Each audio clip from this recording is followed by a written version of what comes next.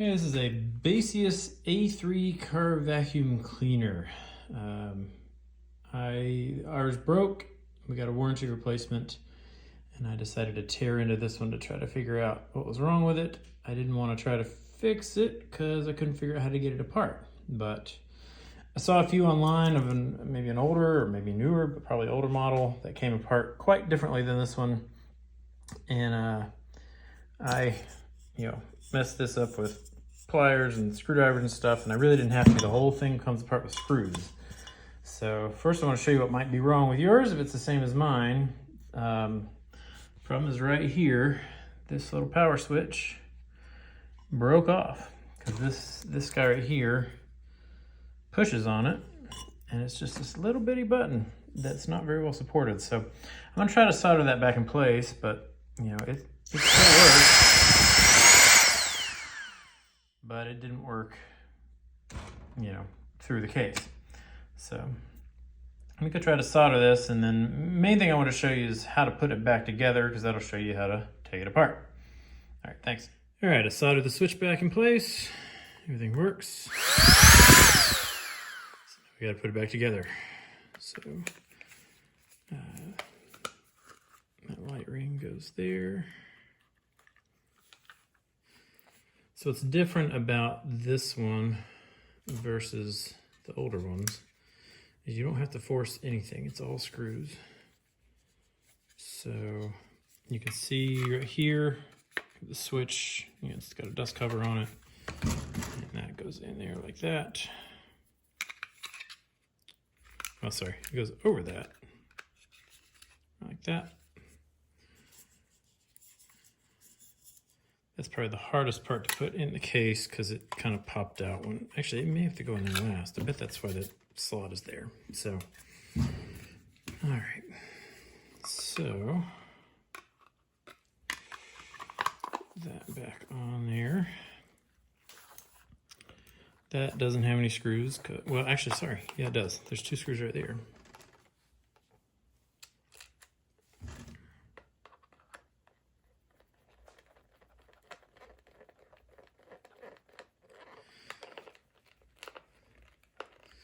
So these aren't the screws that you tuned in for. You're wondering where the hidden ones are that I had to have to destroy this thing to find.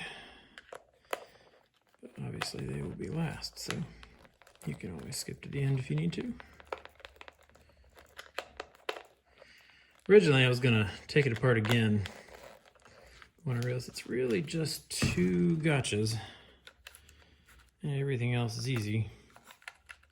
I think you'll be able to get it just from this. All right, so now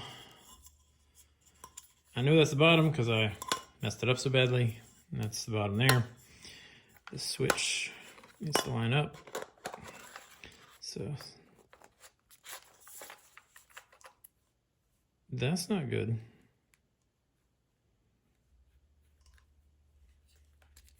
I guess that's okay. It seemed like that wire pulled loose, but I guess I just need to make sure it stays tucked in there. All right, USB port lines up. Now let's slide the switch in there. I'm bad to go off camera. Sorry, I'm not a pro at this. Yeah, I thought that might fit in there, but it does not. So let's go ahead and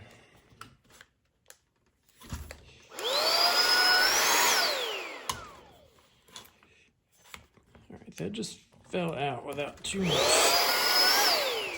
force the first time. No, we see it.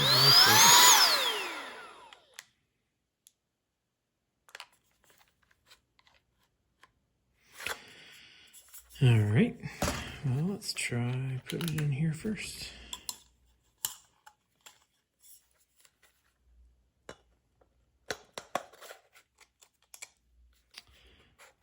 Yep, that's the way it's got to work.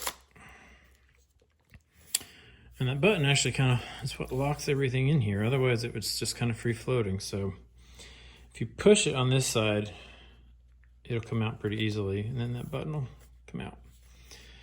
All right, so here's the part of it that eluded me. The inside there's 4 screws. So I was sitting there kind of cranking on it and turning it and trying to figure out how to get it to turn loose. And it turns out it's just underneath this thing, which is sticky on the back, and I dropped on the floor, so now it's got sawdust on it, so careful. As far as how to get that out of there, I'm not sure the best way. Let's see, I've got these little hooks that are made for O-rings that are probably what I would use. That's what I used on the other hidden screw that started this whole mess.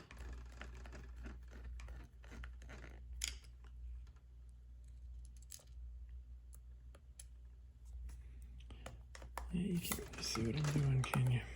But you can make assumptions.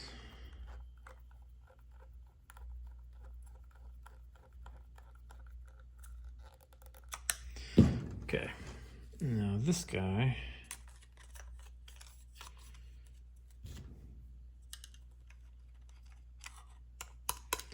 goes in there like that. So that's half of the secret side. There's the hidden stuff. The other one is here.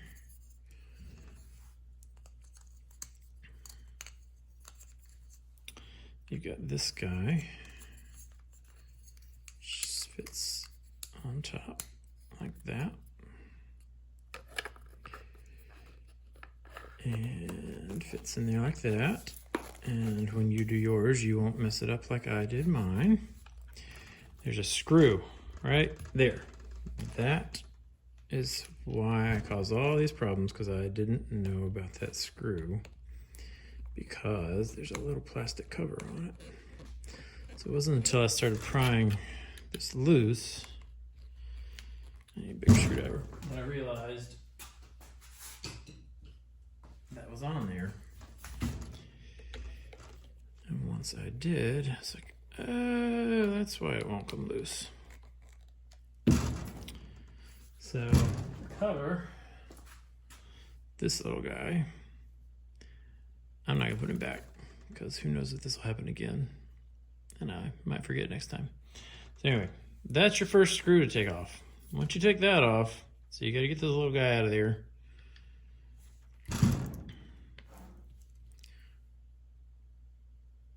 Once you get that out of there, the rest of it's pretty easy, although, like I say, those 4 screws were a challenge as well. And you put the filter back in.